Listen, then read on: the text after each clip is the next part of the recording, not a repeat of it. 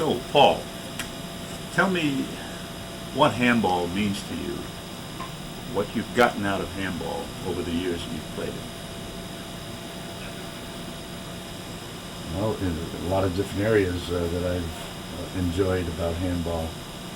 There's been untold thousands of miles of travel, hundreds of friends throughout the country, throughout the world. The gratification of learning to do something very well. You could go on and on, but those are some of the important ones. How did you first get involved with handball? My dad was an athlete growing up. Became a pitcher for the Yankees, hurt his arm, quit baseball, played handball to such an extent that he became a national champion. And he had me on the court when I was 4 or 5 years old, and it became part of my life as I grew up. Where did you grow up? I grew up in New York, in the city of New York. What was it like growing up back then? Was handball a big sport in New York? Handball is a very big sport in New York. All the playgrounds have courts. All the beaches have courts. There are many YMCAs, YMHAs, lots of court clubs. Handball is a major sport in the city of New York. Did you play the one-wall game as well? Briefly, until I was about 10 years old. I had about 5 years of Little League handball on the one-wall court and graduated in the four-wall. How would you compare one-wall against four-wall? Light years difference. One-wall has different rules. It's more like a ping pong game. Four-wall is the classic game, requiring many other skills that one-wall doesn't have requirements for.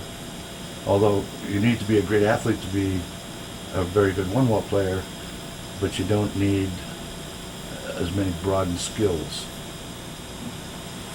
Talk about the elements that went into making you a great player. I mean, you started off, you were just like everybody else, but you had this curve. You just rose to the top very quickly. How did that happen? Well, in the late 40s, when Bob Kendler originated the USHA,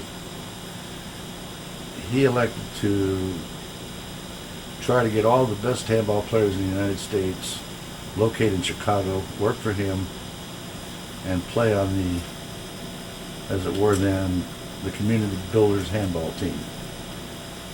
So in a period of a few months, the top 10 players in the world were all situated in Chicago, and on any given day I could go down to the club and watch any of these top 10 players play each other and really learn about the game during my formative years. I'd like you to talk about the beginnings of the Pro Tour. How did that come about? Beginnings of the Pro Tour is in part responsible to a failure that I had with a man named Ted Tannenbaum. Ted Tannenbaum, a Chicago attorney, had just sold McDonald's of Canada. He had sold everything back to the founder of McDonald's. And of course he had plenty of money to spend on what things that he liked, and he loved handball. And at the time he asked me if I would form a professional handball association and to gather all the players to see if we could make it work.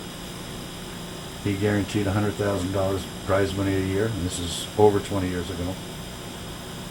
Take care of all transportation, lodging, etc., etc.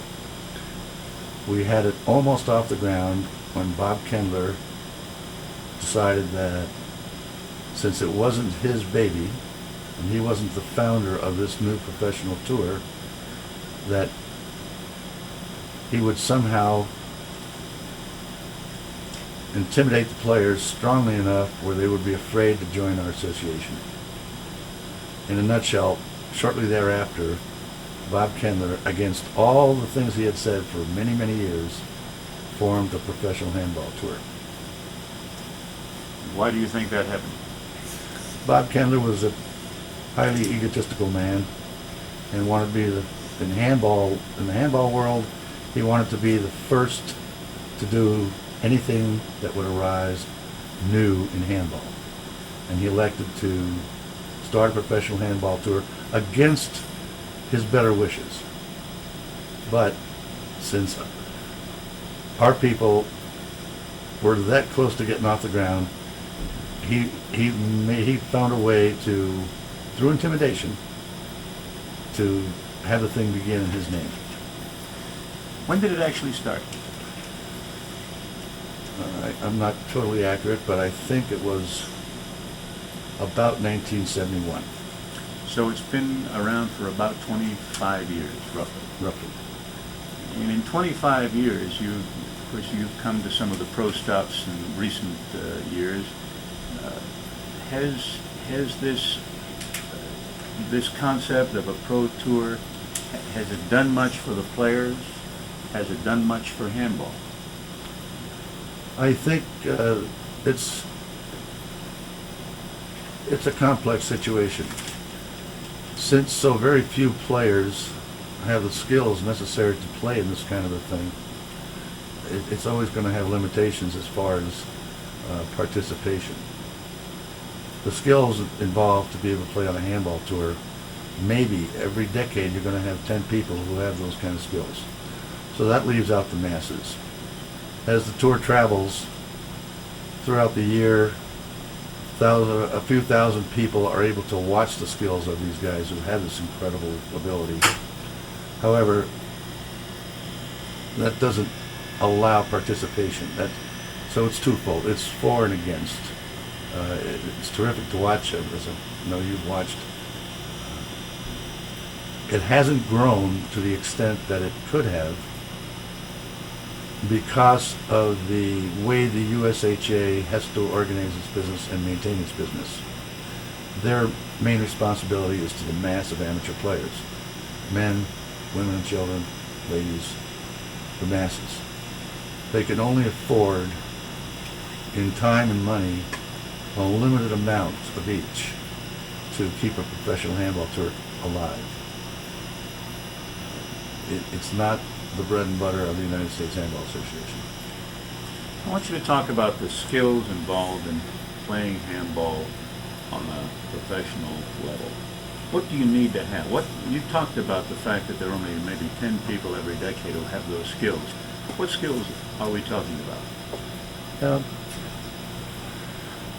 The combination of, if I can compare it to baseball, the combination of people who played baseball such as Willie Mays, Mantle,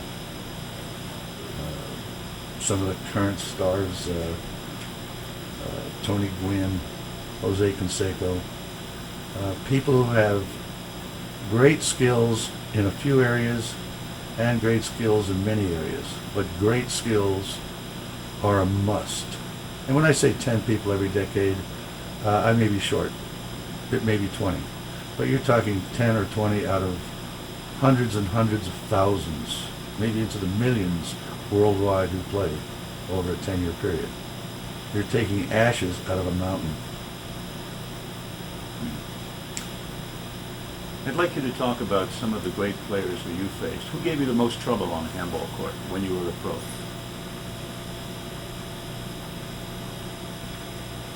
When I was playing on the tour, I truly can't say one player gave me the most problem. Everybody was very tough.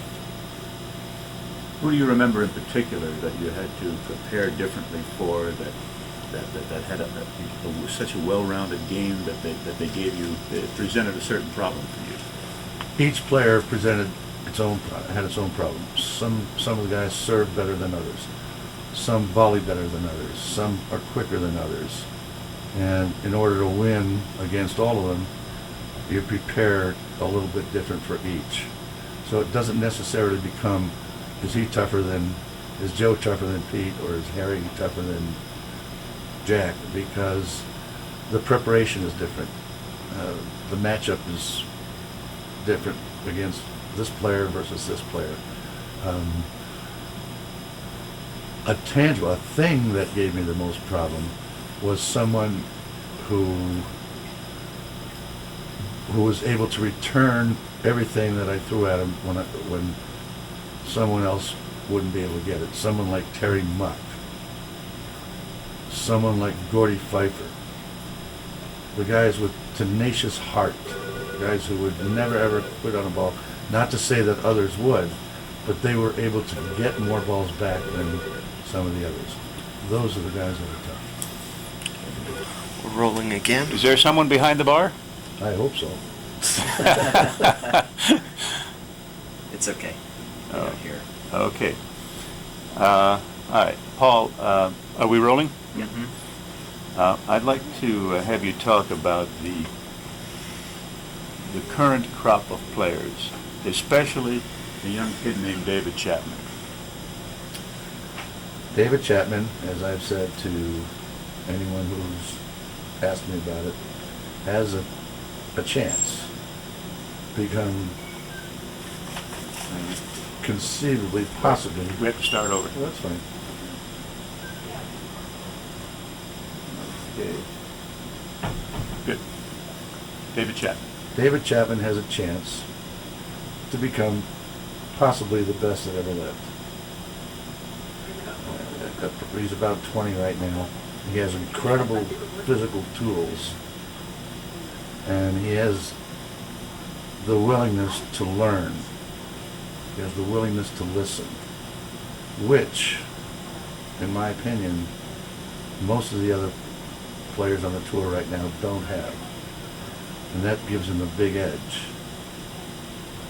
Not to say that the other players are indifferent to learning how to better their skills, but I think David is more willing than they are, and I think is going to reap a big dividend in 2 more years. I can see with the current crop and a few of the younger players that are coming behind them, I can see David, if he wants to, can dominate for another 5, 6, 7 years.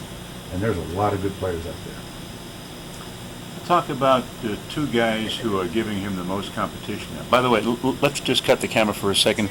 So, we were watching you last night talking with David, and we were saying, gee, what a shame that we can't have the camera set up in here, because it would have been a great shot.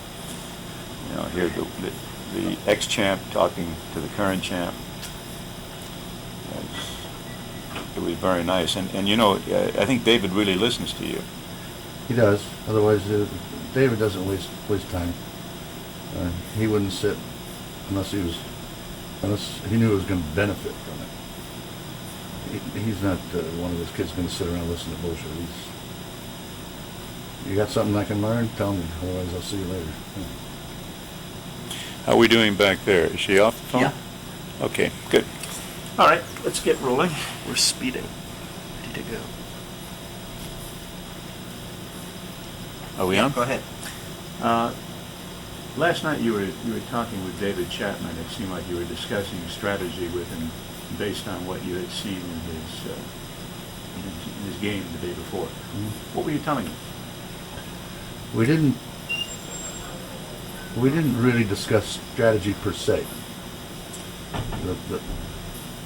The heart of our discussion concerned things that he needs to do on the court to improve his skills.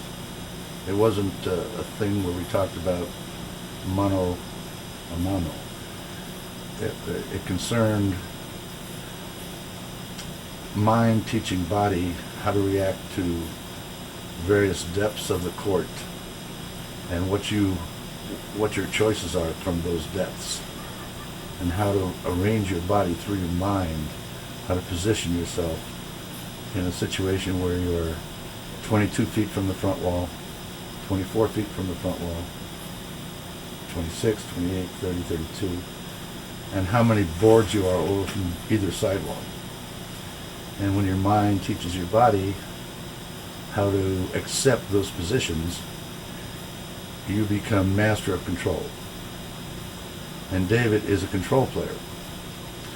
And I can teach him those type of things because I was a control player. And since he wants to play that way, and that's best suited for his game, those are the things we talked about. In a sentence, could you tell us what a control player actually is? What does it mean when you say that someone's a control player? Controlled player is someone who, not necessarily in this order, but takes the highest percentage shot most of the time, who learns what height and what speed to hit the ball on every given shot possible, and then how to reposition himself to protect against the opponent's best weapon off any given shot that you've hit to him. Those things are all involved with control and being able to outposition yourself defensively and offensively against anybody you play. It doesn't matter who it is. Let's talk for a minute about the other two top guys on the Pro Tour. John Bike. John Bike is maybe one of the heaviest hitters handball's had in many, many years. A big guy with a lot of speed, a lot of strength, who at this point I feel thinks he's bulletproof and indestructible, yet can't beat Fred on a regular basis. I'm sorry, not Fred, but young Chapman. He has the physical tools to do that. He hasn't put his tools together as well as David has with his tools. He hasn't made the package yet. He plays one way and one way only. He has trouble adjusting, and he has trouble designing different packages for different circumstances. He's at this point a little bit stubborn, and only time will tell if he was willing to accept changes. Tati Silvera. Tati Silvera is maybe in between the psyche of Chapman and Bike. And Tati, again, is a very strong hitter, hits the ball very hard, has great speed, is ingrained to being a one-way player most of the time, but I think is willing to accept change more than Bike, but less than Chapman. Yeah. Bob Kendler had the dream of handball being a pure sport. And until he was threatened with the action that Ted Tannenbaum and I took in the formation of a new professional tour, handball would have stayed as pure as it was back in the 40s, 50s, and 60s. It never would have changed unless that threat was made to Kendler.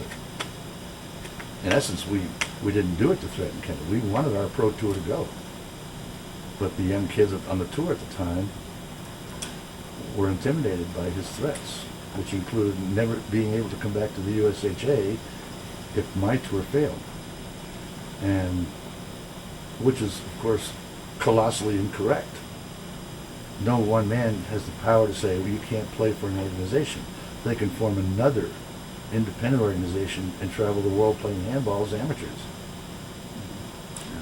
But through that intimidation, they declined to join our tour. I want you to talk about your feelings about when you were the top player and your compensation was not anywhere near that of athletes in the major sports. How did that make you feel? Well, 20 to 25 years ago, baseball players, football players were not making the mega bucks that are available today. They were making, of course, compared to handball, very big dollars, but nothing like the distance in dollar gaps that it is today. So it wasn't a great concern. I did it strictly by choice because I had an option to play on a professional golf tour, which I did in a small way. I taught at country clubs for a number of years, and I played various tournaments for a few years. And who knows if I'd have stayed and played handball just to keep in tone and put full pursuit on golf, it's only a guess as to where I would be today. I had the skills, I chose handball. Why? the game was part of my life. It was part of my blood, part of my system, part of what makes me live. Handball was, and always will be part of my life because of the surroundings I grew up in from diapers until now. What did you like best about the game? There are a number of things that may be a tie for first. I like best that my dad was so good and I enjoyed watching him play. I enjoyed trying to emulate my dad and other great players as I grew up. And I enjoyed all the beatings I took trying to get better. I enjoyed the verbal lashings from all the great players of that era. I enjoyed getting better at doing something I love to do. I enjoyed watching everybody play, as I still do. I want you to talk now about the reputation you had, and I want you to set the record straight. People say, oh yeah, well, when Haber was number one, he was really a bad boy. He was different from any other champion. He did all kinds of crazy things. There are circumstances surrounding those stories. Most of them are not myths. My training program, as far as handball is concerned, time on the court, practicing, teaching, having my mind teach my body what to do, training myself to be able to not get tired for 3 hours at full pace.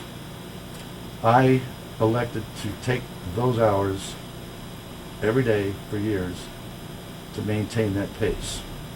Therefore, during my off-court hours, when I was traveling on the tour, whether it was tournaments or exhibitions, whatever, I was able to do anything I liked. I could sit and drink with the boys, smoke cigars, have girlfriends, literally run around and have a lot of fun and not pay the penalty as someone else might have to because they didn't have the luxury of the training procedures I had.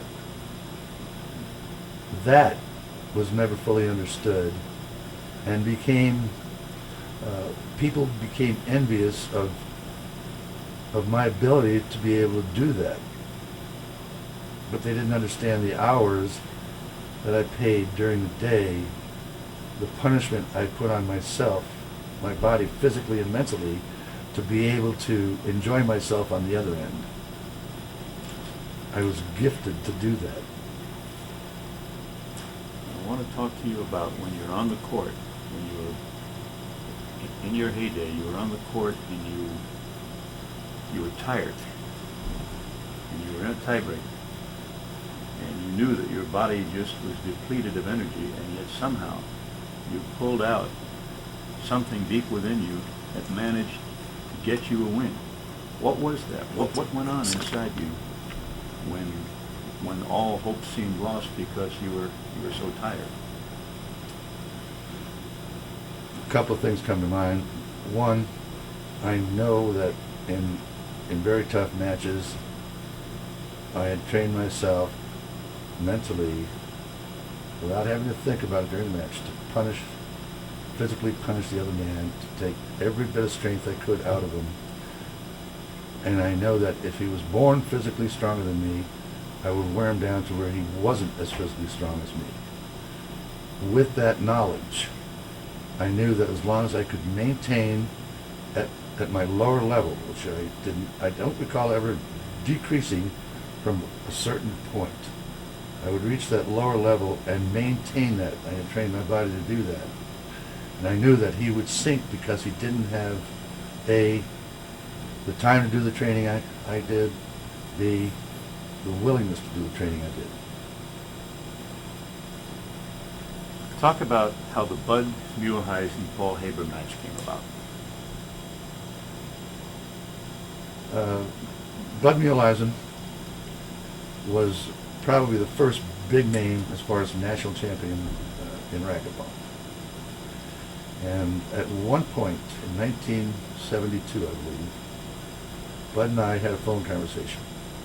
And during the conversation, Bud was relating to me that the racquetball industry is coming on very strong and that the athletes involved in racquetball are much stronger, brighter, and better all-around athletes than handball. And he said, do you realize what would happen if I were to play you with my racket and you were to use your hands? And I said, yes, I do. You would lose badly. And he said, can we play for $100? I said, no. I said, I would like to play for $1,000. He said, well, give me a number and I'll call you back tomorrow. So it was another day or so. Bud called me back and he said, I can play for $5. And I said, I've talked to my people and we won't play for $5. I said, we will play for no less than $25. Bud said, I will call you back. Called me back and he says, I've raised $50. I said, where do you want to play? He said, let's play in San Diego at my club. I said, no, let's play on a neutral court, one that we haven't played on before. And he finally agreed. And in masses, my people came, his people came. We played the match in Memphis. And it was about a 4-hour literal war. I lost 15 pounds. I was, after the match, sick in the Holiday Inn for a week. Couldn't eat. Couldn't walk. Not because he hurt me, but because my body was punished severely. And that turned out to be the first time it was ever done. It's been tried a few times after, but it was very exciting. There is a film available for it. It was a one-time fiasco, if you may. Why fiasco? Because it wasn't a true skill of a handball player and it wasn't the true skill of a racquetball player. It was a gimmick, but it had large appeal because racquetball players and handball players are at odds somewhat, and for a length of time it created a lot of discussion. The publicity that was derived from the match brought great interest in racquetball, especially, which was a brand new sport at the time, and had a lot to do with the racquetball boom during the early to mid-'70s. And all in all, for the decade of the '70s, it was very, very good for both sports. What happened in the games that you played in? You lost the first game? I lost the first game. I think it was 21-16. And I won the second game. I think it was 21-15. And in the third game, at near the end, I was in the lead 18-0. And for the only time in a very important match that I can ever remember, I knew that I didn't have the strength left that my opponent had. I knew I was on the edge. And I knew I couldn't go much longer. And parts of the latter half of the third game, I don't remember. I know I was without oxygen at various points, and I used my last time out before I should have, but I had no choice. I couldn't go on. But I think the final score of the third game was 21-17, if I 1 point or other either way. And he was closing like, if it had gone 5 more minutes, I wouldn't have won. How much money did you win? Well, I was paid from so many different areas. My wife would know that. She was my collection agency, and she took the money, she spent the money. Give us a ballpark. Well, I was receiving, there was approximately $50,000 bet on the match that I know of. I know from reports I've had since that in various parts of the country, there may have been as close to $1 million bet on the match, nationwide. But I received anywhere from 10 to 15% of all the bettors that were present and all that I knew of aside from that. Plus, we each received a purse from the house to play the match. So, monetarily, it was a nice professional money match for two guys who weren't used to that in their respective sports. It was worth the trip to Memphis. You bet. Anything else? On that, yeah, it's still on that game. You know, the idea that you lost the first match and won the second and were in commanding lead of the third until you physically tired leads us to believe that it took you a game to figure out how to beat a racket. Well, what had happened? Tell Ben. When the match was first agreed to between Bud Muleisen and me, I went to Milwaukee, Wisconsin, and talked to the then state racquetball champion, who also was a left-hander, who was very, very good, who also, before becoming the Wisconsin state racquetball champion, was the Wisconsin state handball champion. He was a terrific athlete. And I asked this man named Danny Trost if he would play me for $100 one racquetball match so I could see what I could do against left-handers of at least a very good skill. So we played, and I had some of the people who were going to back this on my side come with me to a club in Milwaukee and watch the match. And I had no idea what was going to happen because I had never done it before. And the initial shock of seeing the ball travel 150 miles an hour scared me a little bit, but of course I'm aware of my skills too. And I won fairly handily. It was below 10 points both games. And I thought, with that, okay, and this guy was very good, and he understood handball players as to what their abilities are because he was one. So that was a big point as far as the backers saying, okay, he should be able to do this.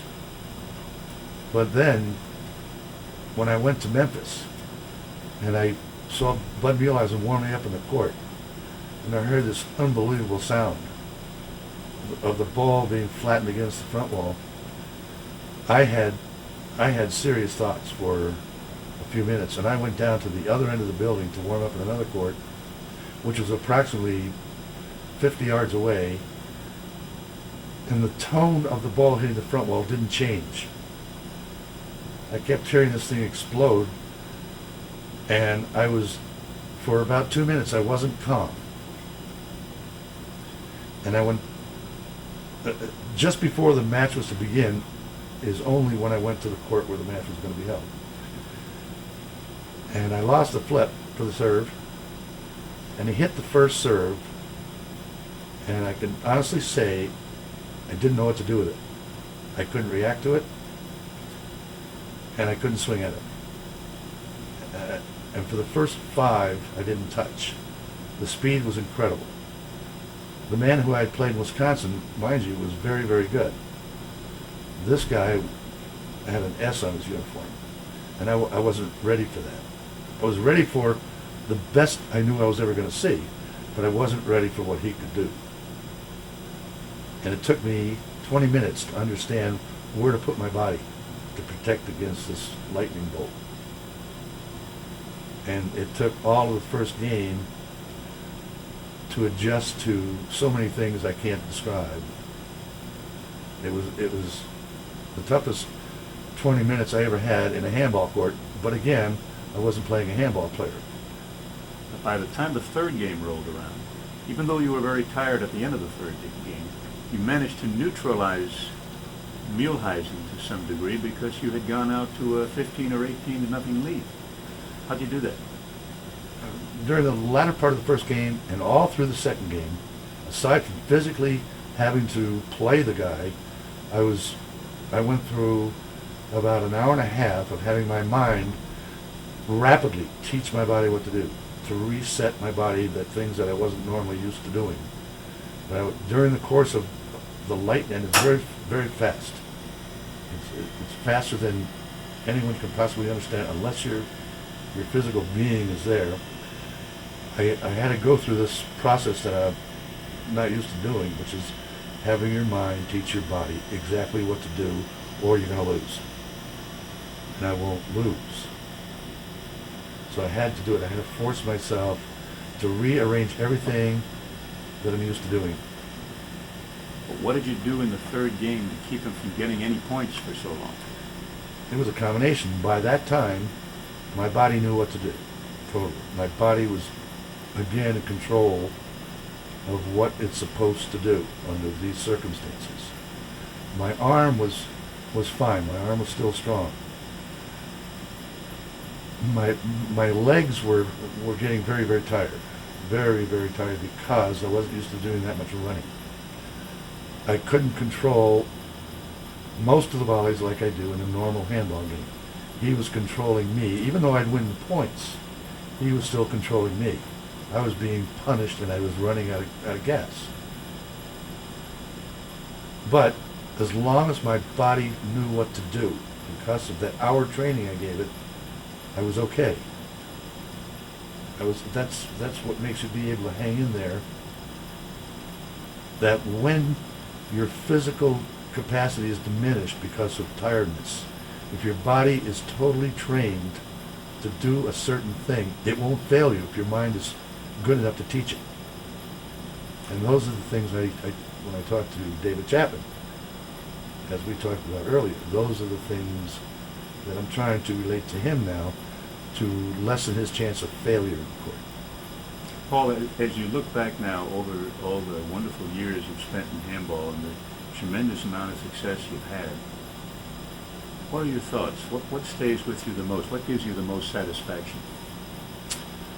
At this point in my life, being able to come here for 3 days and be with all the guys that I was with for 20 years or more, where we used to try and kill each other, spill blood and guts over each other to win money, to win trophies, to win. And now to be with them and have dinner and a beer and reminisce and watch the new blood come up, that's the best part now. Camaraderie. Correct.